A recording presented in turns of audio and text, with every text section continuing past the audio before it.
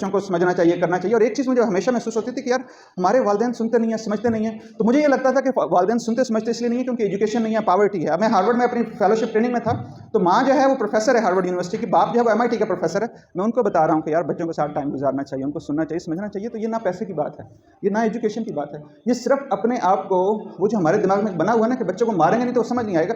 देखें, आप बच्चे को मारते हैं, वो चुप हो जाता है, लेकिन वो समझता नहीं है, वो कनेक्ट नहीं करता है। उस वक्त चुप हो जाएगा, वो झूठा बनेगा, वो सीखेगा कि मैंने छुपाना अपने आप को कैसा है। क्योंकि हम में से कोई भी इंसान, चाहे बच्चा बड़ा, उसको मारपीट पसंद नहीं है। नेक्स्ट टाइम वो हर वो चीज़ से गलती हर हम में से नहीं होती है, गलती किसी से। गलती करना इंसान का फितरती अमल है। और आपको बात बताऊं, जब आपसे गलती हो, बच्चे को मारें, बच्चे को जाकर अपोलोजाइज करें, ही इज लर्निंग कि यार making a mistake is normal, repairing is the key. तो ये होती है कि हम parents when we were children, ठीक है, हमारे साथ जो भी हार्श चीज़ें हुई हैं, जब हम बड़े होते हैं, अब डॉक्टर्स बन गए हैं, इंजीनियर्स हैं, टीचर्स हैं, तो वो ट्रॉमा हमारा ब्रेन फॉरगेट कर जाता है, हमारी बॉडी याद रखती है।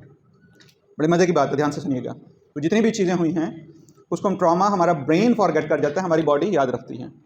अब हम इंजीनियर हैं, डॉक्टर्स हैं, बड़ा अच्छा काम कर रहे हैं, बड़े आराम से ऑफिस में बैठे हुए, घर जाते हैं, बेटी थोड़ा सा शोर मचाती है और उसकी आवाज़ जो है ना काफ़ी अनॉइंग होती है।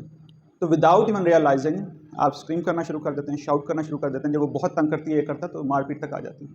तो जब आपकी बॉडी ओवर रिएक्ट करती है तो you are acting as a ghost in the nursery. आपने अक्सर देखा होगा, वालिदैन में एक पेरेंट जो है बहुत ज़्यादा गुस्सा होता है, तो दूसरा जो है वो पेरेंट जो है वो देख रहा होता है कि यार बात तो छोटी सी थी।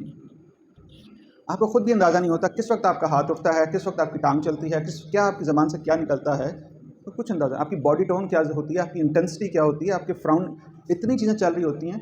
किसने बताया ना कि वो जो खिलाओ सोने का नवाला देखो शेर की आँख से, बिल्कुल देखें, लेकिन अगर उस शेर की आँख के देखने से बच्चा डर रहा है फिर चेंज करें।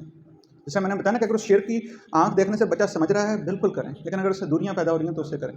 तो पहली बात तो मैं आपको ये बताना चाह रहा हूँ कि देखें, प्राउड भी है, वैल्यूज़ भी हैं, सिर्फ एक्नॉलेज कर लें कि यार ये चीज़ें मेरे साथ हुई हैं, एक्सेप्टेंस कर लें, सर ने भी बात की। और सेकंड थिंग इज़ कि जब भी आप ये देखें कि अब आपने सुन लिया, अब आप घर जाएंगे और ये गोस्ट आपका बाहर आना है, जब वो आए तो ना अपने पेरेंट्स को बुरा भला कहें, ना अपने आप को बुरा भला कहें। This is not in your control, this is not the parents that is the best way they knew to parenting, ठीक है ना, उनके जहन में तो that is the best way.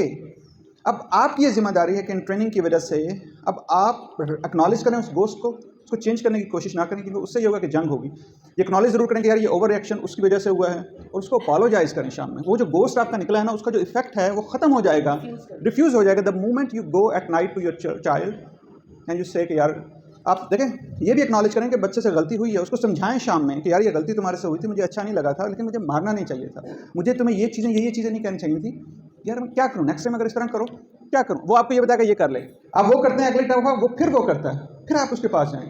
Parenting में 70% ऑफ द टाइम आप बेस्ट ट्रेनिंग लेके भी 70% of the time you will make mistakes. जी, तो as long as you are repairing it, चाहे वो छोटे बच्चे हैं चाहे वो बड़े बच्चे हैं। अच्छा, फिर दूसरा जो एक मसला होता है कि हम लोग इमोशनल बहुत हैं। हम लोग जब रिपेयर का सुनते हैं, खासतौर पर जिनके बड़े बच्चे हैं, then we want to repair right away. वो कहते हैं जी, अब मैंने अपनी बेटी को फ़ोन किया, उसको बताया कि बेटी जो है ना मेरे से गलती हो गई, क्योंकि बेटी अब बात नहीं करती। आपने अक्सर देखा होगा, माँ बाप बच्चे आपस में बात नहीं कर रहे, बहन भाई आपस में बात नहीं कर रहे। कहती जी मैंने फ़ोन किया, उसको बताया कि मेरे से गलती हो गई, लेकिन वो बात ही नहीं सुनना चाहती। तो जितना ट्रॉमा उसके जहन में हुआ, टाइम लगता है। ऑलवेज मेक योरसेल्फ अवेलेबल कि मुझे गलती का एहसास हो गया है, ठीक है। उनसे माफ़ी की वो प्रेशर ना दें उनको, परसुएसिव, उनको सिर्फ बता दें, एक्नॉलेज कर दें, उनको बताएं कि I am always available now to make amends जब आप रेडी। पर जो 5S मैंने आपको बताया, तो उनको बाकी जगह से तो वो मिल नहीं रहे होते, ठीक है। बाकी जगह तो वो अगर बाजार में जाते हैं तो उनको वो मिसबिहेव करते हैं, मार पड़ती है, ये करती है। तो जैसे ही वो स्क्रीन्स पे आते हैं तो उनको वो चारों पांच चीज़ें मिल रही होती हैं, ठीक है। तो इस वजह से they are more likely to what we call it addictive to the screen. So what can we do? देखिए, ऑटिज्म में specifically what we call it a sensory diet, ठीक है। आप जो भी उसमें काम कर रहे हैं, उसमें काफ़ी ऐसी चीज़ें होती हैं कि जो उनको सूदिंग मतलब कर रही होती हैं, और हमें उन चीज़ों का पता नहीं होता। टेक्सचर है तो आइडेंटिफाई करना कि what are the other things, कि जिस तरह हम ABC मॉडल जिस तरह हम यूज़ करते हैं एंटीसीडेंट बिहेवियर, तो अगर वो किसी टेक्सचर से हैं, अगर वो किसी एनवायरनमेंट से हैं, अगर वो बहुत ज़्यादा ओवर स्टिमुलेशन हो रही है, तो हम उसके अल्टरनेटिव लाइक USA में मैं आपको बताता हूँ, ऑटिज्म के जो हमारे बच्चे होते हैं, आर्ट्स का मतलब sometime they are really good in art, sometime they are really good in crafting, sometime they are really good in beads, sometime they are really good in certain kind of music, certain kind of physical activity, occupational therapy वहाँ पे काफ़ी ज़्यादा होती है। तो understanding, देखिए screens मैंने पहले भी बताया बुरी नहीं है, ये बुरी जब बनती हैं when that is the only way they are being soothed, they are being seen, they are being significant, they are feeling successful. When we have all other things then this is may be a good treatment strategy for kids with autism as long as उनकी बाकी जो है वो sensory diet पूरी हो रही है. Thank you. उससे पहले मुझे अंदाज़ा नहीं था कि टीचर्स की जॉब है क्या. 24/7 जॉब है, बहुत लिमिटेड पे है, उनके अपने अंदर भी गोस्ट हैं जो छुपे हुए हैं, प्रेशर इतना ज़्यादा है. तो मेरा ख्याल जो है ना ये एक बहुत अनरीजनेबल एक्सपेक्टेशंस होगी टीचर्स से. अगर आप मेरे से पूछें, being a parent, being a teacher and being working in a school environment with so many teachers, कि ये हमारे टीचर से एक बहुत अनरीजनेबल एक्सपेक्टेशंस हैं कि अगर हम उनसे एक्सपेक्ट करें. I think we need to support them, we need to be with them, we need to help them कि कहाँ पे हो रहा है, कैसे मिल के काम करें.